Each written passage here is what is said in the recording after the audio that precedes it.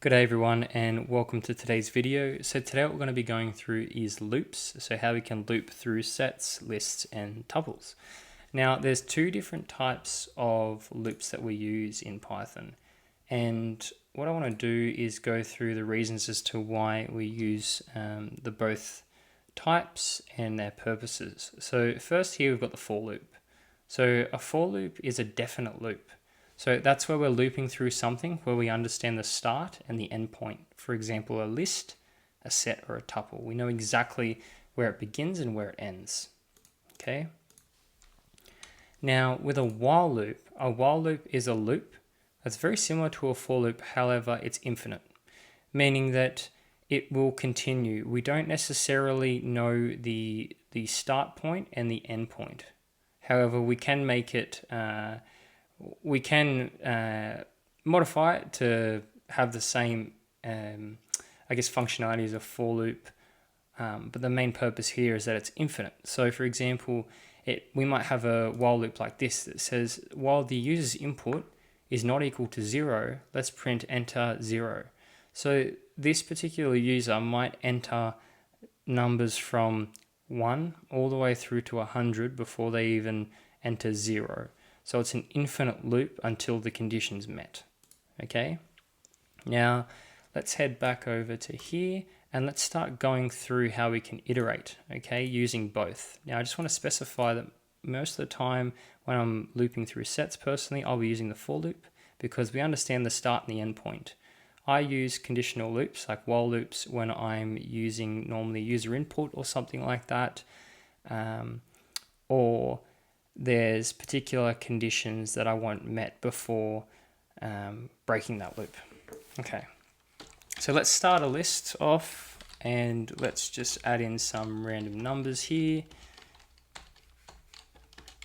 Okay, now what we're going to do is we're going to loop through. So we're going to use a for loop first, and we're going to use two different types of methods to do this. So what I'm going to do is I'm first going to say for I in X, print I, okay?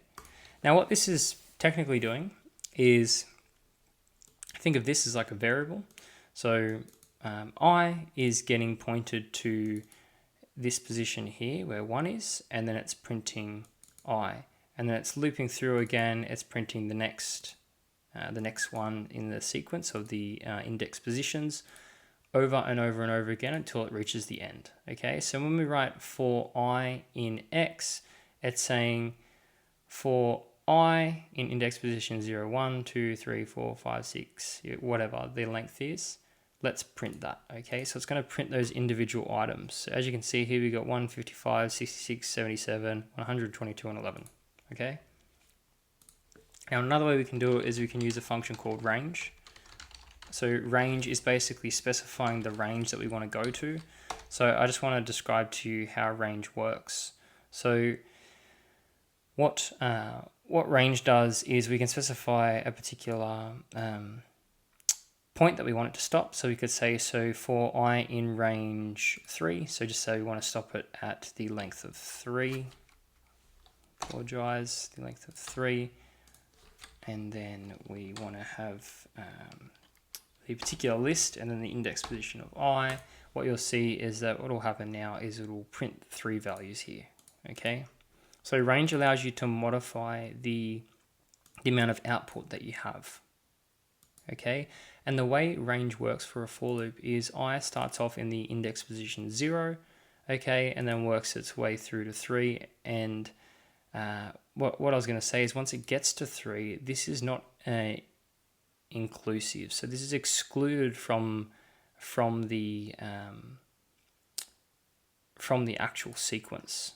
Okay, so what that means, it'll go from 0. So if you think about it like this, it'll start off on index position 0. So I first loop will be 0, and then I second loop will be 1, and then I for the second loop will be 2. And then after that, once it hits 3, that's it. It's not going to print anymore. So you just remember that. So if I go for I in range 2, we're only going to get the output of 2. okay? So the easy way to remember the range is just this starts off at index 0, so I is always going to start off at 0, unless we specify it over here, but we won't worry about that for now, okay? So what we want to actually do, if we want to iterate through the full list, we want to say for I in range, and I don't know if I described this in previous videos, to get the length of a particular list, what we can do is we can type in len, which is len, which is a built-in function in Python, and then what we'll get is, sorry, I just need to comment this out, is we'll get the length of the actual list, which is 6, okay?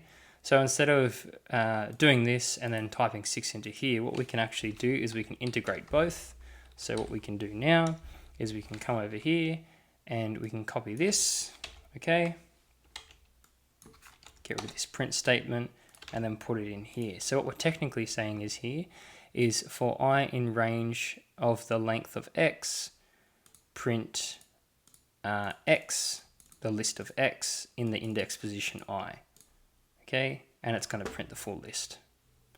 So just remember this is for indexing. So if I come down here and I put in index position 0, 1, and 2, like this, and I just print these, you'll see the index position of these particular values in the list. Okay, and I'm just going to get rid of this so it's not complicated. Clear that, run it again, and as you can see on this side, we've got the values of 1, 55, and 66. Okay, so this is what the list is actually, the for loop is actually doing when it's going through the list. It's manually, not manually, sorry, it's automatically going through, and it's printing the values like this all the way up to the end, which the end of it is, the end of the length is 6 in this case, okay? So that's what that's doing. That's basically just doing the manual process of what I'm doing down here, okay? So another way to loop through lists is to use a while loop. Now, a while loop, once again, is an indefinite loop. However, we can modify it so that it is it's acting the same way as a for loop, and the way that we do this is we say while I is less than, so we've got the less than operator, just like you'd learn in school math, less than the length of x. What we're going to do is we're actually going to go ahead and we're going to print the index for that position. Now if I actually run this now without specifying anything, this is an infinite loop, so it'll keep going forever because I will never be larger than the length, okay? So the way that we prevent this from happening is by at the end of each loop, what we do is we do a plus equals 1, so I plus equals 1, which what that really means is I equals I plus 1, okay? What that means is 0 plus 1 for the first iteration, we come around, and then the second one we go 1 plus 1 is 2, and then so on, okay? So now if I run that, you'll see that it acts in the same way as the for loop. It's going through and giving us all those values until it reaches the length of this particular list up here, okay? So it operates in both ways. All right, perfect. So now we're going to go through how we can iterate through tuples, and tuples is the exact same, okay? Except remember, a tuple is immutable. So what we can do is for I in X, let's print all the items, which is I, same way we did it for the list, okay? It's going to print all the same values. Now, what do you think will happen if I try and specify range? So what I'm going to do is I'm going to do it, and we're going to see what happens here. So for I in range, the length of it, the length of the tuple, let's print these values, and boom. Okay, we're going to get the same output. We're not going to get any errors here. And the reason is because a tuple is, we're able to loop through it in the same way that we would loop through a list, okay? Now, the while loop remains the same. We start off I with the index position 0, so we assign it to 0, we use the length, and then what we do is we go ahead and we print that value in that index position, and then we're just plussing 1 each time, okay? And as you can see, we're going to loop all the way through that list. Now let's get to sets, okay? Sets is a little bit different. So sets aren't quite the same. They operate a little bit differently. They're unordered lists, and we can't necessarily index them in the same way that we would a list or a tuple. So what you'll see here is that when I do this, I'm going to get an error. And the error will be set object is not subscriptable. Okay, so I can't specify what index position because it's an unordered set. Okay, so the way that we can loop through this is we can utilize a for loop. So we can go for x in x. Let's not do x. Let's go for I in x. Let's print I. Okay. So now we're just saying, you know, whatever's in the set of x, let's just print I. So I will be assigned to these particular values as it loops through, just like they were in the list. And as you can see over here, we're getting an unordered sequence, and that's exactly why we can't index it. So as you can see over here, we've specified that the set starts at 1, 55, 66, but the set doesn't care too much about that. So what you'll see here is that if I continue to,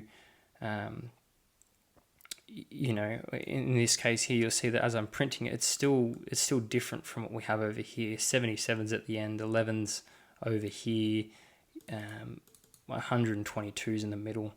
Do you know what I mean? It's just it's unordered, so we can't necessarily index the set. Okay. So now let's talk about how we can use a while loop. So what we can do is we can specify the starting position is 0. So you can say, so while I is less than the length of x, let's print, and then what we'll do is we're going to do something a little bit different here. So what I want to do is I want to actually cast. So I'm going to cast the particular set to a list, and the way that I'm going to do that is I'm going to say y and then assign it to a list. So I'm going to use the list casting, just the same way we did the casting before, and then I'm going to cast it as a list, and then I'm just going to print the list with those index positions, and then all I'm going to do is go I plus equals 1, and then we're going to get the same output where we're printing all those values out. Okay, so I'm just casting, and to be honest, every time you want to iterate through a set, if you're having trouble trying to iterate through it, or there's things going on, don't be afraid to cast it if you need to, if it's necessary while you're learning. I did this a lot. I casted it just to make sure that I could get the correct index positions the way I wanted it, and you know, I just found it a lot easier to go through. I had less problems when I was learning coding. Okay, so what we've done today is we've gone through the reasons for using a while loop, a for loop, and how they differ from each other. We've talked about how to iterate through tuples, sets, and lists. Okay, and in the next video, what we're going to do is we're going to talk about how to take in user input and then use these particular data types to our advantage. Okay, I thought I was going to be able to fit it into this video, but I'm running short on time, and I don't want to keep these videos too long for you. So I'll leave it there, and I'll chat to you guys in the next video. Thank you for watching.